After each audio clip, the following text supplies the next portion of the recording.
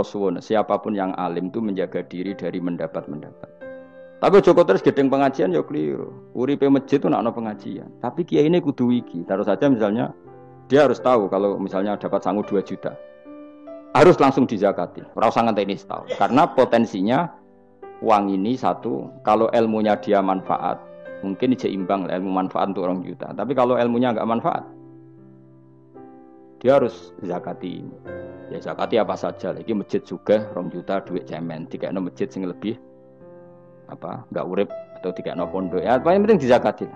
Gue pribadi ya sak kadare, gue anak bojone sak kadare.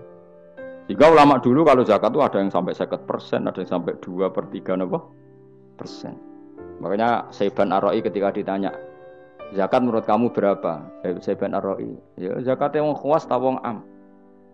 Wong khawas. Ya wong khawas iso 100%, iso 50%, iso 80%. Karena tadi dia takut hisab. Umpama aku kenal sampean ngene iki kok ora krana ngaji Jalalain wedi hisab. Karena kalau kenal ndak di luar ngaji paling ya misalnya aku di daerah santri enggak di luar ngaji. Paling kon mijeti, kon gowo tase. Ya sudah seperti itu, reputasinya semuanya khadzun nafsi. Tapi kalau kenal seperti ini kenangannya kan saya ngajar Jalalain.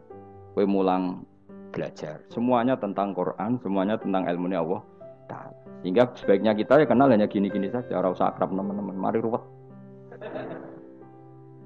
Jadi ulama dulu itu sampai seperti masyhur itu dawuh Imam Syafi'i. Itu sampai tak figura.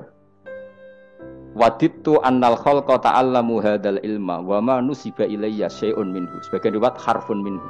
Saya suka kalau semua orang belajar ilmu saya, maksudnya ilmunya beliau tentang fikih. Tapi tidak satu pun dari ilmu itu dinisbatkan ke saya. Jadi intinya Imam Syafi'i ingin orang itu belajar halal haram, belajar caranya haid gimana, basuh kok haid itu piye, nak tolak piye, iddah piye. Kemudian enggak perlu kenal saya kata Imam Syafi'i. Karena dia yang diinginkan adalah semebare ilmunya Allah Subhanahu. Orang kok terus dimenet umat sakmene nak nggih rombongan wali songo selisih piro. Lha iku mergawe jenenge napa? Tapi misalnya ora ono sing mergawe ya ora ono sing ziarah, jadi repot zaman akhir. Ya sudah seperti itu.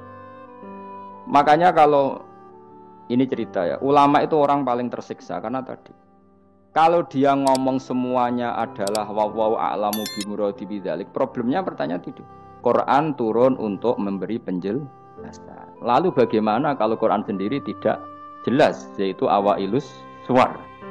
Karena tersesa itu, maka ulama memberi satu analogi. Meskipun tidak yakin, tapi bikin satu kiasan. Kira-kira maknanya seperti ini. Ya, saya tadi punya tamu yang cerita jeleknya istrinya. Cerita A sampai Z. A sampai Z itu nggak ada maknanya, tapi kamu tahu kan maknanya. Nggak ada maknanya, tapi kamu tahu maknanya. Maknanya apa? Detail. Paham ya?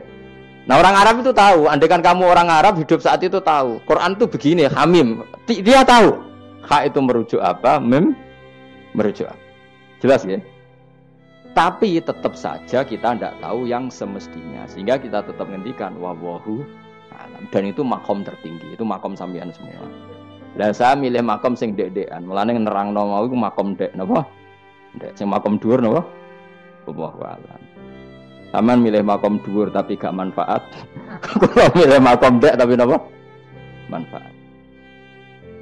Kayak tawakal itu makom paling dhuwur, tapi akhirnya nganggur, klunak-klunuk ning omah. Sing ora tawakal do mergawe duwe karyawan manfaati wong akeh. Ki milih ndi?